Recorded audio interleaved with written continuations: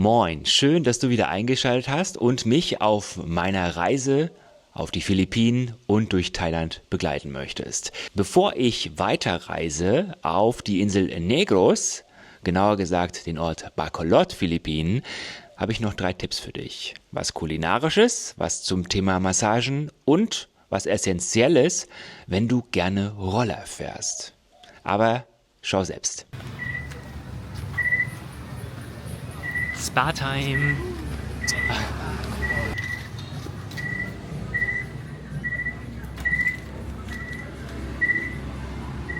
Ja, massieren lassen kann man sich natürlich auch auf den Philippinen richtig schön. Und das ist wie in Thailand preislich, ehrlich gesagt, ganz unterschiedlich. Gibt es sehr billig. Ich hatte es, glaube ich, in Cebu für 450 Pesos, was wirklich billig ist.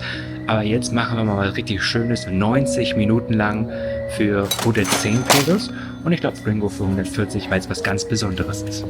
Mehr über Siargao erfährst du in den 2 Videos, die ich bisher darüber gemacht habe. Schau also mal rein. Da geht es unter anderem um tolle Ausflüge, tolle Strände und wo man sonst noch schön die Zeit auf der Insel verbringen kann. Jetzt aber zum nächsten Tipp.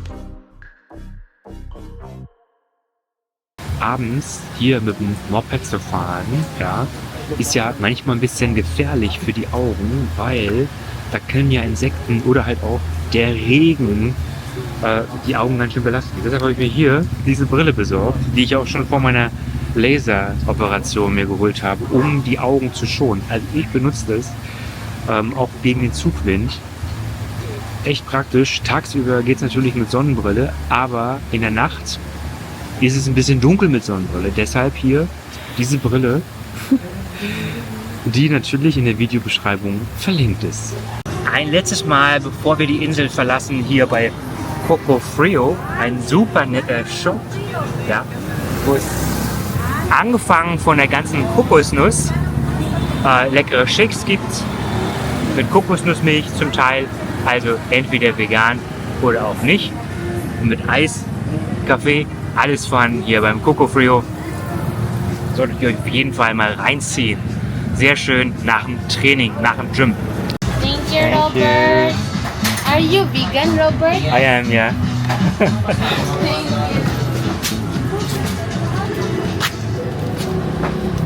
Are you vegan, Robert? I am.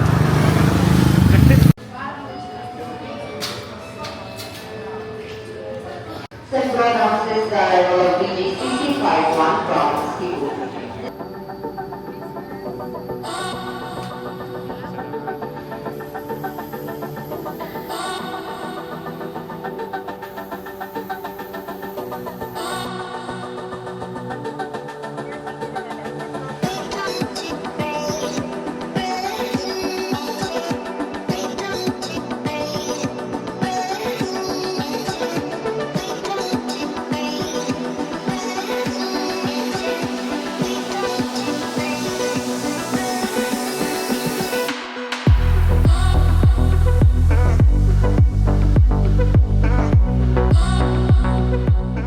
Nach Bacolod sind wir mit dem Flugzeug gekommen. Anders geht es auf den Inseln natürlich nicht. Mal wieder über Cebu mit einer erträglichen Wartezeit von, ich glaube, 2 Stunden. Angekommen auf der Insel Negros hat mir Gringo erstmal seinen Kiez gezeigt, sage ich jetzt mal. Wir sind unterwegs gewesen auf den Straßen von Bacolod und sind erstmal in eine Mall gegangen und vor eine Mall und da gab es leckeres Streetfood. Berühmt ist Bacolod unter anderem für die ganzen Gebäckgeschichten, wie zum Beispiel leckeren Buko Pie, also Kokosnusskuchen. Der war wirklich lecker. Yeah. Villa's Buko Pie is famous here to be the best one. Ooh. Yeah. Ooh. Yeah, you will love this.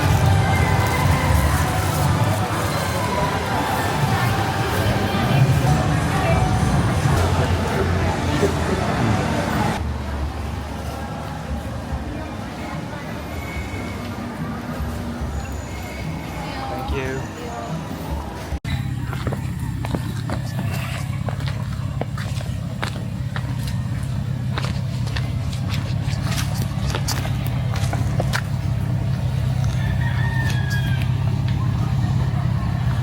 Heute auf abgelegenen Wegen hier, die letzten Meter, gehen wir mal zu Fuß.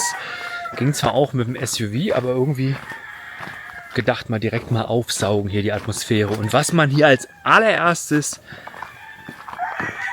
hört, sind unglaublich viele Hähne, die hier schreien. Also, ja, dreimal dürft ihr raten, wo es heute hingeht.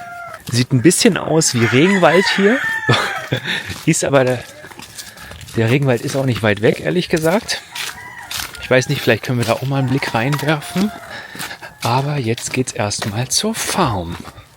Und auf dem Weg zur Farm, ich habe das schon an der Straße gesehen, so unglaublich viele Pflanzen, die so unglaublich schön sind hier auf den Philippinen, die wir wahrscheinlich eher so als Zimmerpflanzen kennen. Schmetterlinge, unglaublich, richtig toll.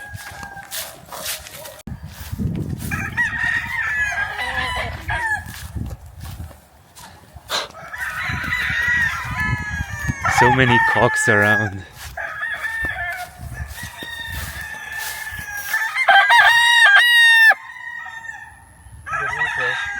Und das ist ganz witzig, weil das habe ich schon mal hier im Fitnessstudio gesehen. Da rankelte sich das hoch hier.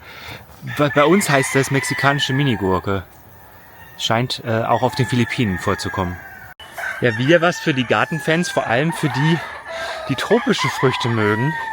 Wer kennt denn hier diesen Kaktus? Schreibt's mal gern in die Kommentare, wer das kennt.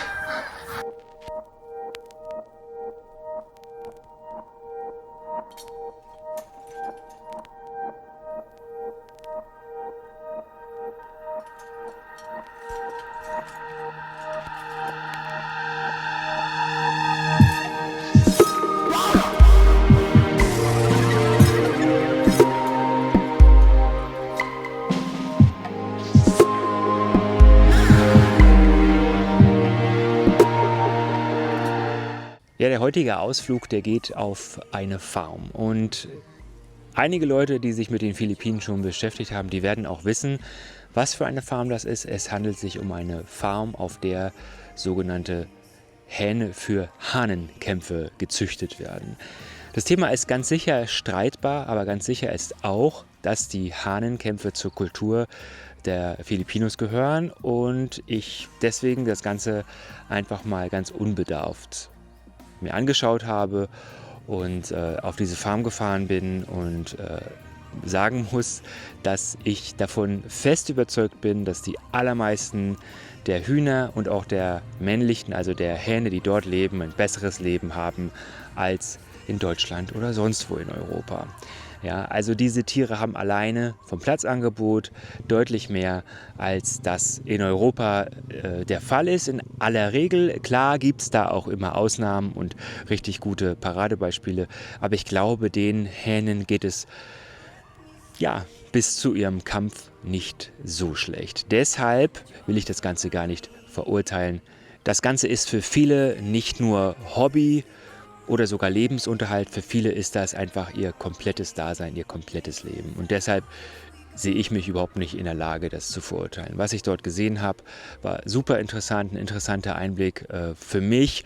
Das bedeutet noch lange nicht, dass ich das Ganze unterstützen oder gut finden muss, aber ich fand es wirklich super interessant, diesen Einblick zu bekommen.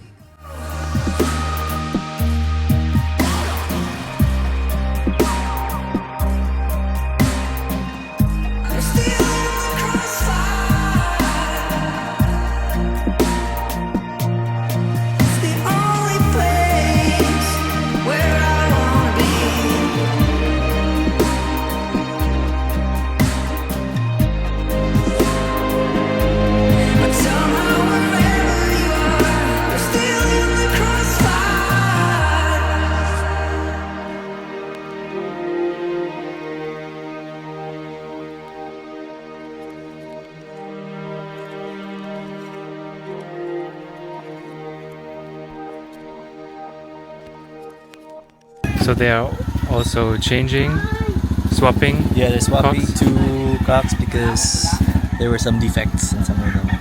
Like one had a missing feather on its Oh, wing. means one your father sold before? No.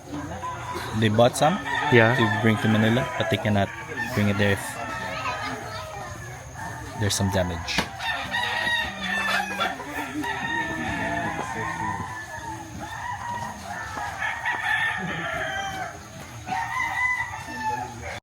Des Weiteren gibt es auf dieser Farm Schweine, die zum Essen gezüchtet werden und Schweine, die auch ganz anders als in Europa so viel Platz zur Verfügung haben, wie das in der industriellen Haltung gar nicht möglich ist. Und das war für mich auch der Grund zu sagen, an dieser Stelle möchte ich die Einladung des Farmbesitzers annehmen und das Schwein probieren. Und ich kann euch sagen, es war wirklich, wirklich sehr lecker. Auch wenn ich mich in Deutschland vegan ernähre, zum allergrößten Teil, ja, so habe ich hier eine Ausnahme gemacht, weil ich gedacht habe, dieses Schwein war glücklich, ja, und ich muss auch sagen, das Geschmackserlebnis ist sicherlich nicht mit dem zu vergleichen, was man konventionell und auch bio in Deutschland standardmäßig so bekommt. Ich lebe vor allem vegan nicht aus Prinzip, sondern natürlich, weil ich Tiere liebe, aber auch aus Gründen der Nachhaltigkeit. Und ich glaube, dass die industrielle Massentierhaltung langfristig gesehen großen Schaden an unserem Planeten anrichtet und es deshalb einfach keine Variante der Ernährung sein kann. Ich akzeptiere und respektiere alle Menschen, die Fleisch essen. Das ist mir, ich sage mal, nicht egal, aber ich versuche auch niemanden zu überzeugen. Aber für mich macht es rein nachhaltig überhaupt keinen Sinn. Ein Schwein zu essen, was auf solch einer Farm groß geworden ist, ja, also ganz vernünftig wachsen konnte, draußen gelebt hat, natürliche Sachen gegessen hat, ist für mich überhaupt nicht vergleichbar mit der Tierhaltung, die halt industriell Fleisch herstellt. Deshalb sehe ich da einen Riesenunterschied. Der nächste Grund, weswegen ich gar keine tierischen Produkte normalerweise esse, sind gesundheitliche Gründe. Ich glaube einfach, für meinen Körper persönlich ist es besser. Und jetzt sehe ich hier gerade eine Schlange lang flitzen, das ist ein bisschen unheimlich. Aber ich glaube, für meinen Körper ist es besser, wenn ich keine tierischen Produkte oder nur sehr wenig zu mir nehme. Ähnlich wie das vielleicht auch Menschenaffen tun, die so einen Anteil von 6% in ihrer Ernährung haben. Gerne schreibt auch eure Meinung zu dem Thema unter dieses Video. Also ich finde es interessant, wenn wir uns darüber austauschen, wie wir uns ernähren, was wir darüber denken und wie wir vielleicht alle gemeinsam unsere Zukunft mit oder ohne tierische Produkte sehen. Es sieht so aus, als hätte er Spaß. Sehr, sehr konzentriert. Ja, ich gebe mir die Drohne ja nicht so gern aus der Hand, aber ja. So, und jetzt wollte ich es nämlich mal zeigen. Das hier zum Beispiel. Also ich weiß ja auch gar nicht alles, was das ist, ja. Hat auf jeden Fall schöne Blüten auch. Frage ich mich, das hat bestimmt auch Heilkräfte, sowas alles. Also echt toll. Also während Gringo gerade mit der Drohne unterwegs ist, habe ich gedacht, ich gucke hier einfach mal. Für die Gartenfans im Dschungel habe ich immer ein bisschen Angst, ja. Dass hier auch Pflanzen und Tiere sind, die nicht so freundlich sind. Ich will aber mal zeigen, was hier so wächst. Das ist nämlich richtig toll. Und was hier fliegen wirklich Insekten rum. Vor allem Schmetterlinge, so toll, aber auch super schöne Spinnen, ja. Und es ist so eine tolle Vielfalt an Pflanzen. Das ist nicht wie in so einem sterbenden Fichtenwald, ja, wo der Borkenkäfer das Ganze reguliert, sondern hier ist das wirklich super divers. Und man muss sich jetzt mal vorstellen, wir sind hier auf einer Farm und die Hühnchen laufen hier frei rum, vor allem die weiblichen, die Chicken, ja, und sie picken hier die ganzen Kräuter von den Wiesen. Also das ist hier kein Rasen, sondern das sind hier Wiesen mit so vielen unterschiedlichen Kräutern. Da kann man sich vorstellen, dass die einfach auch mal viel besser schmecken als das, was in so einer Fabrik in Deutschland hergestellt wird an Fleisch oder halt auch überall anders. So, Gringo sieht jetzt gerade ein bisschen verzweifelt aus. Ich hoffe, er hat meine Drohne nicht schon verloren. Also ich muss sagen, die Kleinen sind hier ganz schöne Angeber. Machen hier viel Alarm und nix.